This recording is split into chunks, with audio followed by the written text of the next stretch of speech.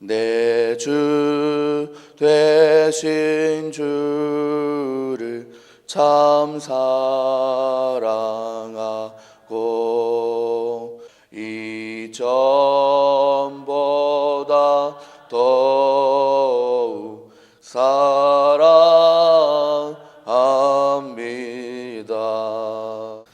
오늘도 이 새벽에 기도의 자리에 나오신 사랑하는 우리 성도님들, 여러분들 가운데 하나님의 크신 은혜가 날마다 넘치고 또한 하루의 시작 가운데 하나님을 만나고 시작하는 이 시간 가운데 하나님의 귀한 돌보심이 있기를 소망합니다.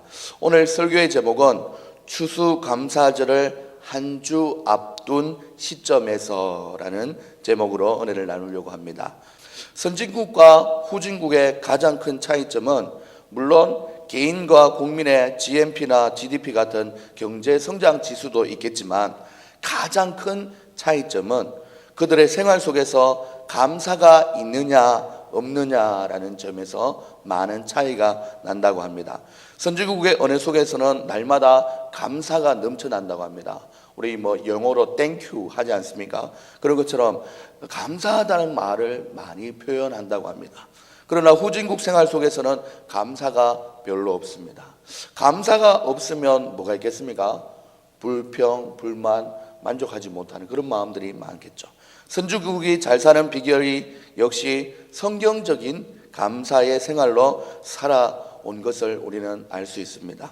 한 나라가 잘 사는 비결이 감사의 생활이라면 한 나라를 떠나서 한 개인이 잘 사는 비결은 감사의 마음을 가지고 사는 것인지 사는 것이라고 오늘 본문은 말하고 있습니다. 감사라는 말은 헬라어 원어로는 유가리스티아라고 하는데 명사적으로는 좋은 은혜라고 표현이 되고 있으며 또한 동사로서는 숙고하다, 우리 심사숙고하다라는 말을 쓸 때 숙고하다라는 의미가 있습니다. 이 두 명사와 동사를 합치게 되면은 감사가 성경에서 말하고 있는 감사가 뭐냐면 받았던 좋은 은혜를 두고두고 잘 숙고하면서 그 받은 사랑을 깊이 깨닫고 생각하는 일이라고 감사라고 이렇게 감사라고 정리를 하고 있습니다. 특별히 추수감사절을 한 주 앞두고 있는 우리 가운데 물론 농사를 짓지 않기 때문에 추수에 대한 감사가 조금 무감각해질지 모르나 우리가 한 해를 돌아보면 우리의 가정생활도 어떻게 보면 가정이라는 일터에서 바치고 또한 농사이며 자녀 양육도 우리는 일종의 자식 농사라고 하지 않습니까? 또한 사업에 있어서도 하나님이 우리에게 주신 사업장을 통해서 직장을 통해서 그 역시나 하나님께서 우리에게 주신 농사인 것을 기억해야 될 것입니다. 더군다나 저같이 목회를 하는 사람도 영혼의 농사라고 얘기할 수 있으며 또한 우리 교회가 감사절 이전에 있었던 새생명 축제 이것을 통해서 마지막 영혼을 추수하는 가을거지 개념으로 사역이 끝났지요. 그렇습니다. 교회가 흘러가면서 지내오는 모든 것을 생각할 때도 역시나 영적인 농사인 것입니다. 그러므로 우리는 지난 한 해를 돌아보면서 베푸신 하나님의 크신 은혜와 감사가 뭔지를 늘 생각하면서 한 주간을 보낼 수 있기를 소망합니다. 이토록 오늘 본문은 사도 바울에 의해서 골로새 교회에 있는 성도들에게 감사의 생활을 권면하면서 세 가지를 생각하면서 본문은 기록되었습니다. 그것이 무엇이냐면 첫 번째는 감사할 이유가 무엇인가, 그리고 또한 감사해야 될 대상은 누구인가, 그리고 또한 감사는 어떤 방법으로 해야 되는지를 오늘 이 세 절의 구절 속에서 말씀하고 있습니다. 오늘 우리 창원대교회 성도님들이 감사해야 될 이유와 그리고 대상과 방법을 잘 알아 하나님께 진심을 가지고 감사하며 추수감사절을 맞이할 수 있는 여러분들 다 될 수 있기를 소망합니다. 첫 번째로 우리가 추수감사절을 맞이하면서 감사해야 될 이유가 무엇이냐면 오늘 본문 15절 말씀을 한번 보시면 그리스도의 평강이 너희의 마음을 주장하게 하라. 평강을 위하여 너희가 한 몸으로 부르심을 받았나니 또한 너희는 감사하는 자가 되라라고 오늘 본문은 이야기하고 있습니다. 우리가 왜 감사해야 뭐냐면 그 이유 중에 첫 번째 이유는 바로 평강을 우리에게 주시기를 원하시는 하나님이 있기 때문에 우리는 감사해야 되는 것입니다. 한 번은 TV에서 안말기 환자를 본 적이 있습니다. 그 환자가 자기의 심경을 고백하면서 이렇게 얘기합니다. 오늘날 내가 왜 이렇게 암이 걸렸는지, 내 인생을, 과거를 돌아보니 내 인생 속에서는 늘 마음이 불안하고 초조하고, 그리고 또한 모든 것이 다 스트레스로 지내왔던 나의 삶이 떠오릅니다 라고 고백을 했습니다. 그렇습니다. 스트레스는 만병의 근원이라고 하였고, 실제로 의사들의 말에 의하면 암이라는 병은 스트레스가 심하게 받거나 또한 신경을 과하게 쓰거나 하면은 마음이 불안할 때 독곡물이 우리 속에서 독소가 응어리지면서 이 암세포로 발전하게 된다고 얘기하고 있습니다. 그렇습니다. 우리 속에 물론 늘 평강하고 평화로울 수는 없지만 우리 속에 크게 한결같이 우리의 한도 끝도 없이 괴롭히고 있는 스트레스가 주는 것이 있을 수 있지만 우리에게 그것이 잠깐 왔다가 또 스쳐 지나가게 하시는 것이 하나님의 은혜인 줄 믿습니다. 비록 가진 것 없어 궁핍하고 또 늘 어려움과 고난 중에 있어도 마음이 성령의 위로를 받고 또한 말씀을 통해서 하나님이 주시는 은혜의 말씀을 통해 붙잡고 살아간다면 우리 가운데 그것이 바로 평강의 복인 줄 믿습니다. 여러분, 이 새벽에 나와서 많은 기도해야 될 제목도 있지만은 물론 이 자리에 나와서 여러분들이 이렇게 기도할 수 있는 그 자체도 평강의 자리, 평강의 모습인 것을 우리는 기억해야 된다는 것입니다. 그렇기 때문에 우리가 하나님 앞에 감사해야 될 이유는 먼저 평강을 주시기 때문입니다. 그렇습니다. 또한 왜 우리는 하나님 앞에 감사할 수밖에 없냐면은 오늘 15절 하반절에 보면 너희가 한 몸으로 부르심을 받았나니 또한 너희는 감사하는 자가 되라라고 얘기하고 있습니다. 바로 하나님 앞에 하나님의 자녀로 부르심을 받았기 때문에 우리는 감사해야 된다고 오늘 본문은 말하고 있습니다. 여기서 부르심을 받았다는 말은 무슨 사명자로 부름을 받았다는 뜻보다는 이 부르심은 바로 그리스도의 몸된 교회와 우리의 머리가 되시는 주님 앞에 우리가 각 지체로서 부름을 받았다라는 것입니다. 한마디로 구원받은 믿음의 백성의 반열에 우리가 하나님의 자녀로 서 있을 수 있기 때문에, 천국 백성이 되었기 때문에 감사한다는 것입니다. 우리가 이 일생을 살면서 지금은 현실계 속에서 우리의 몸이 늙어가고 또한 노쇠해 가지만은 우리가 새롭게 저 천국에서는 새로운 몸으로 하나님 앞에 정말 기뻐하는, 서로를 바라보면서 그래 우리 창운대교회에서 같이 믿음 생활했지 하면서 서로를 반겨볼 수 있는 그런 천국 백성의 그 현장이 우리에게 주어지는 것이 있기 때문에 우리는 감사하면서 살아야 된다는 것입니다. 바로 천국 백성으로 부르심을 받았기 때문에 우리는 감사해야 한다는 것입니다. 두 번째로 우리가 추수감사절을 맞이하면서 감사 드려야 할 대상은 누구이겠습니까? 그건 너무 쉬워서 오늘 말씀 17절에 보면은 또 무엇을 하든지 말에나 일에나 다 주 예수의 이름으로 하고 그를 힘입어 하나님 아버지께 감사하라라고 오늘 본문은 말씀하고 있습니다. 그렇습니다. 우리가 누구에게 감사하겠습니까? 우리 하나님 아버지에게 감사하는 것이 당연한 것이 아니겠습니까? 그런데 오늘 우리가 본문을 또 살펴보면서 성경을 통해서 우리가 주목해야 될 부분은 예수님께서도 하늘에 계신 하나님께 감사하며 이 땅을 사셨다는 사실을 우리는 기억해야 합니다. 특별히 많은 이적과 또한 병고침과 또한 하나님의 나라를 전파하는 상황들 속에서 두 가지만 살펴보면은 우리가 요한복음 6장 11절에 보시면 보리떡 5개를 가지고 성경 본문에는 축사하셨다고 적혀 있는데 이게 올바른 표현으로는 감사 기도를 했습니다. 여러분들 이 오병이어를 들고 지금 이 4,000명을 먹여야 되니까 이 음식이 불어나게 해주세요. 아니면 뭐 그렇게 기도한 것이 아닙니다. 하나님 아버지께 감사 기도를 드리고 예수님은 나눠줬을 뿐인데 하나님이 역사하신 것입니다. 그런 것처럼 예수님도 이 땅을 살면서 공생의 기간 동안 하나님의 사역을 감당하면서 하나님께 감사하며 기도하는 모습을 볼 수 있습니다. 또한 요한복음 11장 41절에 보면은 우리가 죽은 나사로를 바라보며 예수님께서 나오라 얘기하시지 않습니까? 그때도 보면은 그냥 나오라고 하지 않고 이미 살아 있는 나사로를 불러내실 것을 알고 하나님께 감사하며 41절 본문에 어떻게 되냐면 하늘을 우러러 보시고 감사 기도를 드린 후에 나사로를 살리신 기적을 볼 수 있습니다. 그렇습니다. 여러분들 그렇지 않습니까?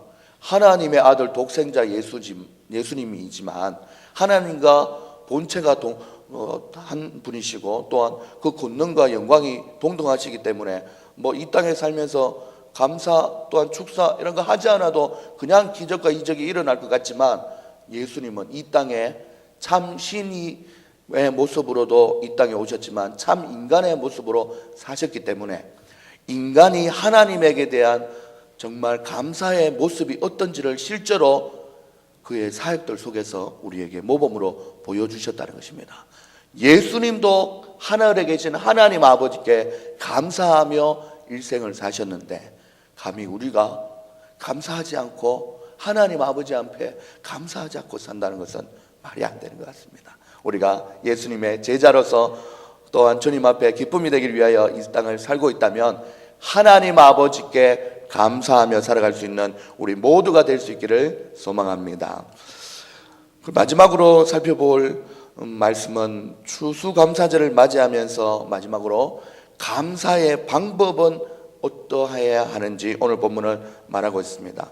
우리 윗사람이나 웃 어른에게 은혜를 입어서 찾아가서 뵐 때는 뭔가 이렇게 빈손으로 가지 않지 않습니까? 앞에 있는 슈퍼에 가서 음료수라도 홍삼, 비타민 뭐 이런 거라도 다 준비를 해서 가지 않습니까? 그런 것과 같이 작은 선물일지라도 정성을 보이는 것이 예의입니다. 사람 대 사람 사이에서도. 그런데 우리가 하나님 앞에 감사드릴 때는 두 가지 방법으로 감사해야 된다고 오늘 본문은 말하고 있는데, 첫 번째 16절 말씀해 보시면 시와 찬미와 신령한 노래를 부르며 마음에 감사를 함으로 하나님을 찬양하고라고 이렇게 말씀하고 있습니다. 하나님께 감사하는 표현 중에 그 어떤 것보다 하나님께서는 찬양을 통해서 시와 찬미와 신령한 노래로 하나님 앞에 마음을 담아서 드리는 찬송을 기쁘게 받으신다는 것입니다.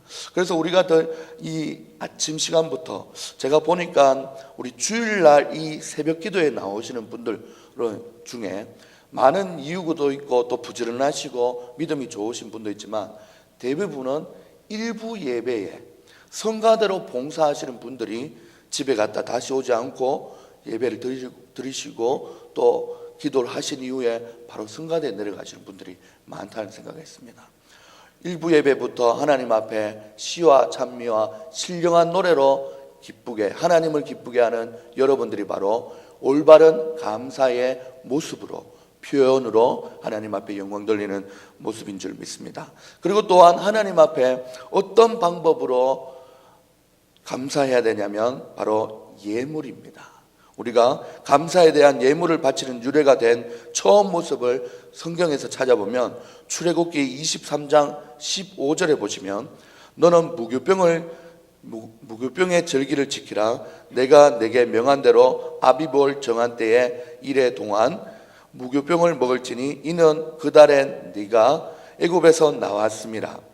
우리 이스라엘 백성 속에서는 출애굽하는 사건이 아주 큰 구원의 역사였지 않습니까? 그리고 이어지는 말씀이 뭐냐면 그것이 감사한 줄 알면 빈손으로 내 앞에 나오지 말지니라 라는 말씀으로 우리가 드리는 헌금은, 감사의 예물은 시작이 되었습니다.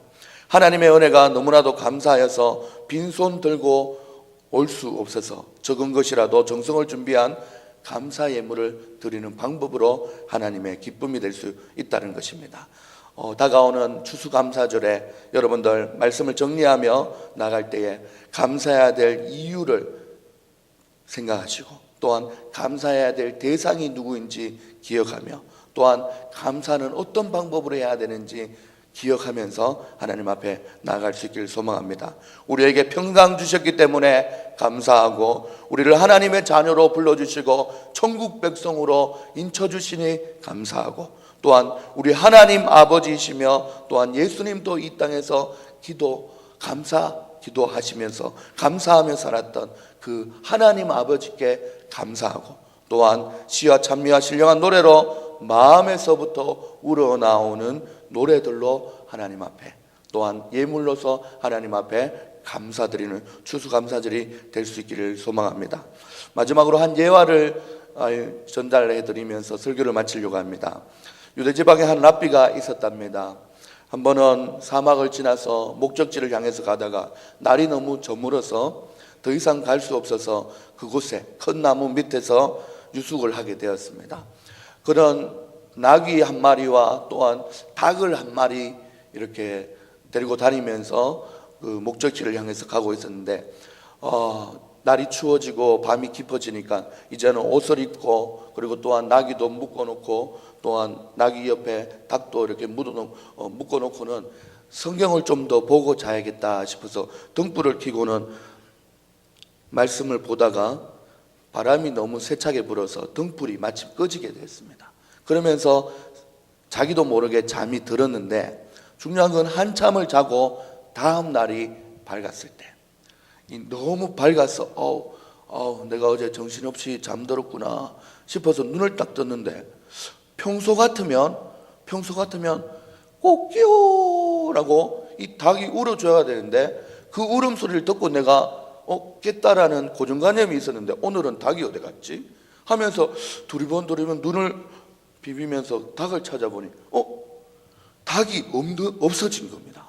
근데 깃털만 몇 개 이렇게 남아있고, 또한 나귀는 어디 갔지? 내가 타고 다닐 나의 발이 되어주던 나귀가 어디 갔지 싶어서 나귀도 찾아보니 나귀의 거의 꽁지만, 꼬리만 남겨주고는 앙상한 뼈만 있는 겁니다. 그래서 이 랍비는 생각을 했답니다.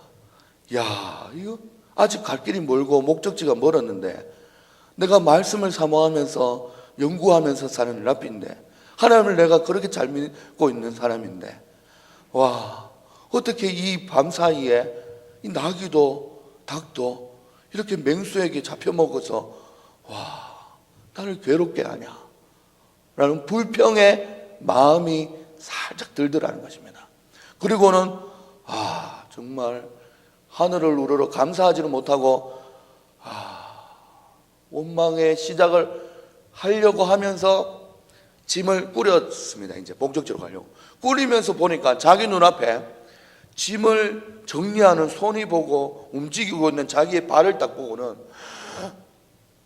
원망하려는 마음이 싹 사라졌다는 것입니다. 왜냐? 어젯밤에 이 맹수 한 마리가 와서 나귀를 먼저 잡아먹고 닭을 먼저 잡아먹었기 때문에 맹수가 배가 불러서 더 이상 사람, 자기 먹이 될 수 있잖아요. 더 큰 먹이잖아요. 사람을 건드리지 않고 나를 건드리지 않고, 이 맹수와 닭을 먼저 잡아먹기 때문에 내가 살아있지. 만약에 맹수가 나를 먼저 발견하고 잠들지 않았던 불 켜놓고 이렇게 꼼지락꼼지락 그렇겠죠. 나를 먼저 발견했으면 나귀와 닭은 그대로 살아있고 내가 죽을 뻔했구나 라는 생각에, 하나님, 내가 살아있음에 감사드립니다. 내가 나귀와 닭을 잃어버렸다고 불평할 뻔했는데 그게 아니라 하나님은 나에게 생명을 여전히 얻고 살아갈 수 있도록 이렇게 나를 보호해 주시니 감사합니다 라고 생각하면서 하나님 앞에 감사의 기도를 드렸다고 합니다. 우리 사랑하는 여러분들, 우리가 이 세상을 살다 보면은 고난을 당할 때가 있고 어려움을 당할 때가 있습니다. 그런데 우리가 그 당시에는 마음에 분노가 일어날 수도 있고 원망이 일어날 수도 있고 정말 우리 인간적인 모습에서는 참지 못할 때도 있지만 불과 1시간 아니면 반나절 아니면 하룻밤만 지나도 그만한 게 다행이지 라는 이런 사건과 사고를 여러분들 많이 겪었지 않습니까? 우리가 하나님 앞에 이만큼 날 인도해 주시는 하나님의 손길이 있구나 라고 기억하시면서 우리 추수감사주의를 한 주 앞두고 있는 이 시점에서 더욱더 감사의 기도의 제목을 발견하면서 추수감사주의를 맞이할 수 있는 여러분들 다 될 수 있기를 소망합니다.